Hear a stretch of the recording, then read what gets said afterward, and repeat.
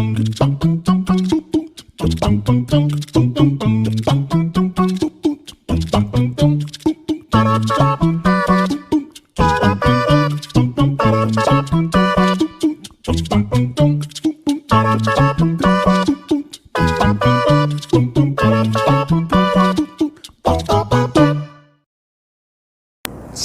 warahmatullahi wabarakatuh. Halo brother and sister, balik lagi di channel YouTube gue, George Joe. Oke, brother and sister, jadi kali ini gue pengen ngebahas ciri-ciri mereka yang belum pantas untuk menikah. Nah, kenapa gue bilang seperti itu? Karena memang ini gue rangkum juga dari beberapa pengalaman pribadi seseorang. Dan juga memang ada dari beberapa buku yang gue ambil. Jadi memang ini juga bisa buat referensi untuk kalian untuk memilih pasangan ketika bertaruh. Dan mungkin bisa untuk jadi introspeksi diri kalian, apakah kalian termasuk dalam ciri-ciri tersebut atau tidak. Oke, langsung aja. Yang pertama adalah anak mama. Yang kedua adalah pelit harta. Yang ketiga adalah pecandu mode pakaian. Yang keempat adalah playboy. Kelima adalah pembohong. Keenam adalah perokok dan pemakai. Ketujuh adalah cuek. Kedelapan adalah tukang hura-hura. Kesembilan pemboros. Kesepuluh egois. Dan yang terakhir tomboy atau feminin. Kita mulai dari yang pertama. Yang pertama adalah anak mama. Usia seseorang dapat dikategorikan menjadi dua, usia kronologis dan usia biologis. Terkadang usia kronologis seseorang sudah mencapai usia dewasa, akan tetapi usia biologis masih usia kanak-kanak yang belum bisa mandiri, bahkan menyelesaikan masalah sekecil apapun masih melibatkan orang tua. Ini biasa terjadi dikarenakan hal yang selalu dimanja oleh orang tuanya, terus orang tuanya terlalu overprotective, sehingga tumbuh menjadi anak yang manja dan selalu ingin mudah dalam melakukan semua hal. Jadi pengennya gampang, pengennya dibantu, jadi tidak mempunyai tanggung jawab yang besar. Kondisi seperti ini belum pantas untuk menjadi suami atau istri. Dikarenakan menjadi seorang suami dan menjadi seorang istri itu harus memiliki tanggung jawab yang besar. Seperti laki-laki yang harus siap menafkahi dan mendidik anak istrinya, serta perempuan yang harus siap mendidik dan mengurus rumah tangganya. Nah, jadi makanya di sini kalau misalnya mereka masih memiliki sifat kanak-kanak atau anak mama, itu agak sulit untuk mereka berumah tangga. Karena ya seperti tadi yang gue bilang, harus memiliki tanggung jawab yang besar. Kayak misalnya ya, dia nggak boleh ngeluh, dia harus kerja keras, cari nafkah untuk ngidupin anak istrinya, mendidik anak istrinya untuk menjadi lebih soleh lagi, untuk ke depan yang lebih baik gitu loh. Nah, dan untuk istri juga harus siap mendidik anak, melayani suami, mengurus pekerjaan rumah tangga, dan itu harus dilakukan dengan tanggung jawab yang besar. Jadi kalau kalian juga masih ngerasa memiliki hal seperti ini, ya mohon kalian dari sekarang untuk merubah sifat kalian. Yang kedua adalah pelit harta. Suami istri harus menghilangkan sifat pelit, terutama pada suami yang harus mengeluarkan biaya hidup untuk membiayai kehidupan keluarganya yang sudah menjadi tanggung jawabnya. Laki-laki dan perempuan pelit belum pantas untuk menikah, karena dalam pernikahan akan dituntut untuk berani berkorban untuk dirinya, keluarganya, dan orang sekitarnya. Jadi kalau misalnya laki-laki dan perempuan itu pelit, itu belum pantas untuk menikah. Karena jujur aja, dalam artian bukan yang dikasih hura-hura, maksudnya jor-joran ya, maksudnya pemborosan atau seperti apa, ya itu juga nggak bagus. Tapi maksudnya dalam artian pelit harta itu adalah kebutuhan primer itu memang harus dikeluarkan, ya harus dikeluarkan gitu loh. Tapi kebutuhan sekunder yang memang belum penting-penting banget, ya nggak usah, nggak masalah gitu loh. Tapi kalau misalnya memang ada dananya, kebutuhan primernya sudah tercukupi, ya kebutuhan sekunder itu ya kalau memang bisa dipenuhi ya dipenuhi. Yang ketiga adalah Pecandu mode pakaian. Para pecandu mode pakaian seperti ini akan selalu termotivasi untuk berbelanja dan berkeliling mall untuk membeli pakaian walaupun harganya yang sangat mahal. Sementara kalau berkeluarga, mereka harus bisa membatasi kebiasaan tersebut karena harus membutuhi kebutuhan hidup keluarganya, apalagi yang mendapatkan pendapatan pas-pasan atau tidak menentu. Nah, jadi untuk pecandu mode pakaian ini, kalau gue pikir atau gue saran, ya kurang-kurangin lah kalau kalian, ya walaupun gue tahu mode fashion itu setiap tahun pasti berganti, terus menerus, pasti ada lagi yang baru, tren mode baru, barang-barang baru, pasti setiap nggak usah mode pakaian, gadget pun juga seperti itu, ada gadget yang akan lebih bagus lagi. Itu memang tidak akan ada habisnya. Tapi dalam artian di sini kita harus bisa membatasi untuk membeli barang-barang tersebut gitu loh. Apalagi ya terutama yang tadi kalau gue bilang yang pendapatannya pas-pasan atau nggak menentu gitu loh, yang mungkin mereka harus lebih selektif lagi mana nih kebutuhan yang lebih penting gitu loh. Oke, lanjut yang keempat adalah playboy. Laki-laki yang suka berganti-ganti wanita sangat tidak baik untuk dijadikan suami, karena dia akan menilai bahwa dirinya sangat mudah mendapatkan wanita. Bahkan dia bisa menjadikan wanita itu untuk memenuhi kesenangannya semata. Nah, laki-laki playboy ini ya memang sebenarnya akan gampang berpindah-pindah dari wanita satu ke wanita yang lain gitu loh. Memang rata-rata ya laki-laki yang playboy seperti itu ya memang wanita itu kadang gak akan pernah bisa diseriusin dengan satu orang wanita, karena ya, hal yang ada di pikirannya dia memang seperti itu. Ya gue gampang kok dapetin perempuan lagi. Bahkan yang hal terparahnya lagi ya tadi, bahkan bisa menjadikan wanita itu untuk memenuhi kesenangan sematanya, entah misalnya cuman senang-senang doang, atau misalnya cuman untuk nemenin jalan-jalan doang, atau misalnya ya macam-macam lah, intinya untuk memenuhi hasrat kesenangan si laki-laki tersebut. Nah ini bahaya kalau misalnya sudah menikah terus ya kebiasaan itu masih ada, ya akan seperti itu terus. Bahkan yang ditakutkan lagi adalah dia bermain dengan wanita bayaran.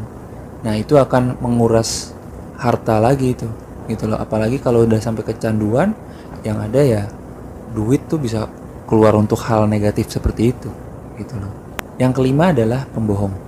Laki-laki atau wanita pembohong sangat berbahaya jika dijadikan pasangan hidup, sehingga seringkali kemahiran dalam berbohong untuk menutupi segala kemaksiatan dan kegagalan dirinya dalam berbagai hal. Oke, yang kelima adalah pembohong. Laki-laki atau wanita pembohong sangat berbahaya jika dijadikan pasangan hidup, sehingga seringkali kemahiran dalam berbohong untuk menutupi segala kemaksiatan dan kegagalan dalam dirinya. Oke, laki-laki dan wanita pembohong ini memang sangat berbahaya. Apalagi hal-hal kebohongan dia itu yang dia lakukan adalah untuk menutupi kebohongan yang paling parah ya. Misalnya dia selingkuh. Yang tadinya misalnya dia pergi, laki-laki ini pergi kerja, dia bilang pulangnya jam sekian karena ada urusan lagi di luar kantor, ada pekerjaan gitu. Tapi ternyata dia berbohong, ya yang parahnya lagi dia berbohong untuk menutupi dia lagi selingkuh. Nah itu bahaya gitu loh. Yang keenam adalah perokok atau pecandu. Orang semacam ini akan tanpa beban mengorbankan harta untuk memenuhi ambisi kecanduannya terhadap rokok dan narkoba, sehingga hartanya akan mudah terkuras untuk memenuhi hasrat kecanduannya. Bahkan kesehatan dirinya pun sudah tidak menjadi prioritas dalam kehidupannya. Nah ini bahaya banget. Gue pernah punya pengalaman, jadi orang ini dia pernah minta bantuan sama gue. Ini buat ini aja ya, buat referensi, bukannya gue mau gibah ya. Jadi orang ini pernah minta tolong sama gue dan gue bantu gitu loh, bantu untuk sesuatu, adalah untuk materi intinya. Nah gue bantu gitu loh. Yang gue heran adalah di saat dia minta tolong sama gue, dia itu ngerokoknya itu nggak berhenti gitu loh. Nah yang gue sayangin adalah kalau misalnya katakan dia tahu dia lagi dalam kesulitan, semestinya kalau dia bisa berhenti dari kecanduan rokoknya, katakan sehari itu 20.000 sebungkus orang ngerokok. Ya kalau gua rasa kalau pecandu mungkin lebih ya, lebih dari 2 bungkus mungkin gitu loh. Karena apa namanya, jujur ya, memang gue dulu juga perokok, cuman alhamdulillah sekarang sudah berhenti gitu loh. Nah kalau pecandu itu mungkin ya, gue dulu pun juga bisa 2,5 bungkus lah sehari, karena gue dulu pecandu berat banget. Nah kalau misalnya dipikir-pikir, gue sempat mikir gitu, ya lu nggak ada duit terus lu minta tolong gitu, tapi kalau lu bisa berhenti dari ngerokok lu itu, ya tadi gue bilang 20.000 itu sehari, katakan misalnya dia ngerokok sehari sebungkus lah misalnya gitu, rokok pun juga 20.000, ya mungkin itu rokok yang biasa ya, bukan yang kayak merek-merek ternama, ya biasanya udah harganya di atas 20.000 gitu loh. Dia beli 20.000 katakan sehari ya, terus dikali 30, itu udah 600.000 gitu loh. Itu sedangkan kalau dia bisa menghemat, dia bisa berhenti dari kecanduannya, dia bisa dapat 600.000 per bulan gitu loh. Nah itu yang kadang-kadang gue suka sedih gitu ngeliatnya, anak lo katakan misalnya butuh susu, butuh popok gitu, terus ya lu tahu lu nggak ada duit, mestinya lu ini dah, rokok lu itu berhenti lah gitu loh. Lumayan 600.000 untuk beli popok atau susu gitu loh. Jadi kan orang juga kalau misalnya, ya bukannya gue mau gimana ya, maksud gue kalau orang mau minjemin juga ngelihat gitu, lu minjem tapi buat anak lo atau buat keluarga lo, tapi ya lu nggak mikirin anak keluarga lu sendiri gitu loh. Yang terutama yang tadi parahnya lagi, kalau misalnya dia nggak mikirin kesehatannya gitu loh. Nah tiba-tiba kalau misalnya dia masih ngerokok terus atau segala macam gitu loh, terus dia kena, ya nggak tahu ya, maksud gue rokoknya sendiri kan bilang rokok itu menyebabkan serangan jantung, hipertensi gitu loh. Nah di situ pun tulis gitu loh, ya tiba-tiba kalau misalnya dia gara-gara rokok terus kena serangan jantung, ya walaupun yang namanya penyakit itu datangnya dari mana aja gitu loh, cuman kan itu ada sebabnya. Rokok itu kan sebab gitu. Rokok itu kan juga ngomong di situ dia apa namanya, ada zat bahayanya gitu. Nah tiba-tiba kalau misalnya dia ngerokok terus kena serangan jantung, dia masuk rumah sakit, dia malah mengeluarkan biaya yang lebih besar lagi gitu loh. Kenapa dia nggak berpikir sejauh itu gitu. Oke, lanjut. Yang ketujuh adalah cuek. Laki-laki atau wanita yang kurang peduli dengan dirinya seringkali tidak akan peduli dengan lingkungan sekitar, baik keluarga ataupun masyarakat. Dan apabila ia menikah, maka ia akan menyulitkan pasangannya. Seperti misalnya si istri lagi sakit atau sedang mengalami permasalahan dalam dirinya, terus tiba-tiba suaminya itu nggak memperhatikan gitu loh. Nah itu akan membuat sang istri menjadi sakit hati dan kecewa, merasa kayak ya di saat dia susah, suaminya itu tidak bisa menjadi motivasi untuk dirinya sendiri. Nah itu akan menjadi bahaya sebenarnya. Yang kalau ditakutkan nanti kalau misalnya punya anak, anaknya kenapa-napa, dianya cuek-cuek aja, ya gue nggak tahu dia akan jadi seperti apa gitu loh. Oke, lanjut. Yang ke-8 adalah tukang hura-hura. Orang seperti ini belum cocok untuk menikah dikarenakan jiwanya masih labil dan mudah terpengaruh oleh teman-teman dan lingkungan sekitar, sehingga waktunya akan habis untuk hura-hura, memuaskan persahabatan dan solidaritas. Nah ini memang banyak banget temen gue juga rata-rata yang ada yang bercerai karena masih suka nongkrong, suka ngumpul-ngumpul. Sebenarnya nggak masalah kalau mau nongkrong, mau ngumpul-ngumpul, tapi ada batasannya. Bukan yang tukang hura-hura atau pecandu hura-hura yang pengennya setiap hari ngumpul, nongkrong atau segala macam. Ada waktunya. Ngumpul atau bersosialisasi dengan orang lain itu ya boleh gitu loh, tapi nggak yang menjadikan setiap hari harus ngumpul, harus keluar, itu yang akan menjadikan masalah gitu loh. Karena di saat menikah nanti kalian akan punya istri, kalian akan punya anak, dan kalian harus bisa membagi waktu untuk mereka berdua gitu loh. Jangan mereka kalian cuekin, kalian tinggalin, dan kalian sibuk dengan ya itu tadi, hura-hura kalian gitu loh. Oke, yang 9 adalah pemboros. Laki-laki atau wanita pemboros akan menghamburkan hartanya untuk memenuhi hawa nafsunya meskipun ia harus berhutang ke sana kemari. Orang seperti ini tidak akan dapat membedakan mana kebutuhan yang prioritas antara primer dan sekunder. Nah, jadi laki-laki atau wanita seperti ini ya akan sangat bahaya gitu loh. Karena dia akan mengeluarkan, mungkin membeli hal yang tidak penting gitu loh. Nah, di sini kita harus bisa memilih mana yang prioritas, dalam artian mana yang primer dan mana yang sekunder. Yang primer seperti misalnya uang makan, popok bayi, susu bayi, uang listrik rumah. Nah, itu yang memang kebutuhan untuk kita bertahan hidup gitu loh. Sedangkan yang sekunder itu ya mungkin kayak yang lain-lain kebutuhan, misalnya kayak beli mobil atau beli tas. Sebenarnya tas kalau misalnya masih ada ya cukup 1 atau 2 ya nggak masalah gitu loh. Jangan yang dalam artian beli tas sebenarnya bisa jadi primer juga. Kalau misalnya nggak ada tas, terus kita harus bawa barang, ya memang itu harus kita beli gitu loh. Karena untuk kebutuhan misalnya untuk kita kerja, ya udah gitu loh. Tetapi akan menjadi sekunder ketika kita udah punya tas, tapi kita beli lagi, kita beli 5, 6 atau misalnya koleksi yang banyak gitu loh. Oke, yang ke-10 adalah egois. Setiap orang ingin memiliki pasangan yang baik agama dan akhlaknya, dan pasti laki-laki benci terhadap wanita yang egois, sok kuasa, dan mengatur, bahkan seperti menganggap suaminya tidak ada. Sehingga suami seperti patung dan tidak mempunyai peran dalam mengambil keputusan. Begitu juga sebaliknya. Nah, di sini nggak boleh sebenarnya egois atau menang sendiri, mementingkan diri sendiri, nggak mikirin perasaan orang lain, nggak memikirkan pasangan gitu loh. Karena ya buat apa kalian menikah tapi kalau kalian masih mementingkan diri sendiri gitu loh. Sebenarnya pernikahan itu kan untuk kalian berbagi, untuk kalian memikirkan satu sama lain gitu loh. Kalau kalian egois sendiri-sendiri ya ngapain gitu loh. Dan itu nggak akan menjadi, rumah tangga kalian nggak akan menjadi langgeng gitu loh. Karena yang satu maunya ngatur begini, yang satu maunya gini. Apalagi kalau misalnya ketemu yang sama-sama egois gitu loh. Yang satunya keras, yang satunya keras, ya nggak akan bertahan lama gitu loh.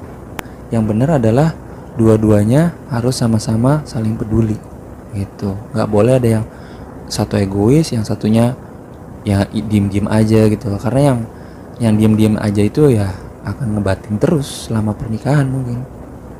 Oke, yang terakhir ke-11, tomboy dan feminin. Wanita tomboy adalah sosok wanita yang menyerupai gaya seperti laki-laki. Sedangkan feminin yang dimaksud di sini adalah laki-laki yang kewanita-wanitaan dalam berbicara, berpakaian, dan tingkah laku, sehingga tidak ada ketertarikan terhadap lawan jenis. Nah, ini yang bahaya, tomboy dan feminin.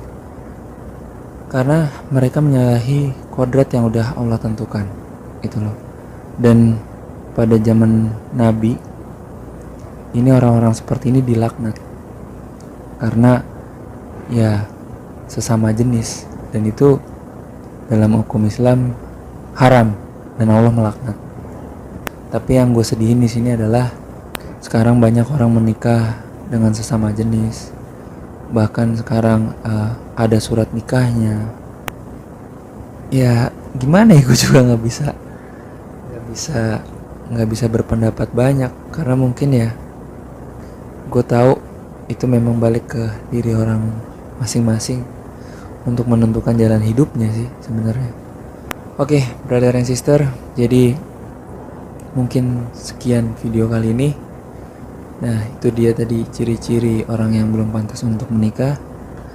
Jika kalian memiliki sifat seperti ini, ya mulai dari sekarang rubah sifat-sifat tersebut. Oke, dan kalau kalian suka sama video ini, jangan lupa di subscribe, di like, di share ke teman-teman kalian. Dan oke, sekarang waktunya gue pamit. Georgia signing out, and assalamualaikum warahmatullahi wabarakatuh. Bye bye, brother and sister.